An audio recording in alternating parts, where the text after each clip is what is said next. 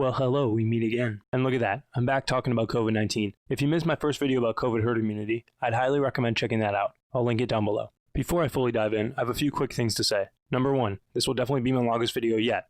It's also my first double hypothetical, so that's pretty cool. Number 2, I'm going to do my best to keep my opinion on the matter out of this video and just try to present you with the facts and opinions from both sides. Number 3, when I say schools in this video, I'm only talking about non-colleges and universities. They're in their own category. Number 4, I'm only going to be focusing on schools and colleges in the US in this video since, almost every other country figured out the whole COVID thing a while ago. And finally, number 5, if you're watching this a few months or years from its upload date, some of the data used could be pretty old. Just look out for that. Okay, that was almost a minute-long intro. I hope I haven't lost you. Let's jump in.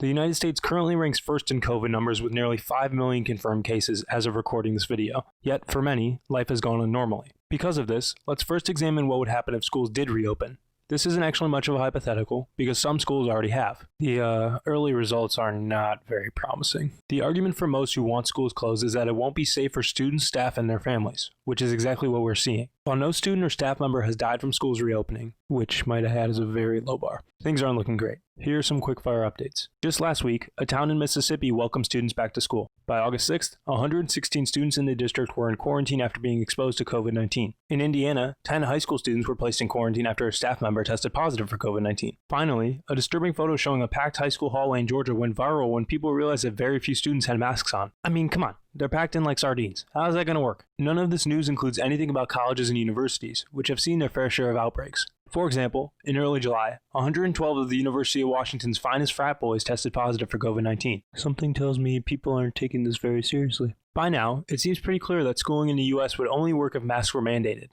Even then, it's tough to see the crowded hallways of high schools and packed lecture halls of universities working. But some schools are definitely trying their hardest to stay open. If schools remain open and others begin opening, it may not be a question of if a student or staff member will die from COVID, but when. And many are arguing that's why schools should be closed. Even with an extremely low death rate in young people, we'd still see kids die, just by sheer probability. Staff members too. They can't be left out. Let's flip over to the other side now. What if we didn't reopen schools? Obviously, students and staff would be safer, but what psychological impacts would this have? I'm going to ignore high school and college students in this part and focus mainly on younger kids.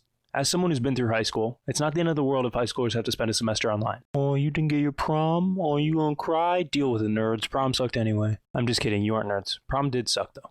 Anyways, back to the topic at hand. According to a recent Vox article, link in the description, like always, a wide range of experts claim that school closures could negatively impact young students academically for years to come. This will be increasingly problematic in low-income households. That brings up another problem. Many students in low-income communities not only rely on schools for education, but for meals. Without schools opening, students can't eat. We see a similar problem when it comes to summer reading loss. During the summer, students in low-income communities fall behind more than students in well-off communities. By 5th grade, students in low-income communities can fall 3 years behind students in well-off communities academically just because of summer reading loss. There's a huge worry COVID will make this problem worse. Then there's the importance of social interaction, especially in young children. Social development of young children is heavily tied with their own overall development, which is why social interaction is emphasized so much in parenting. Preschool is a place where many children learn discipline and that there are consequences for their actions. Even through kindergarten and beyond, young children make new friends and continue to mature. Without school, these children could fall behind both academically and socially. As of now, it's very difficult to say what impact closing schools down could have on young populations in the future in terms of their education and development.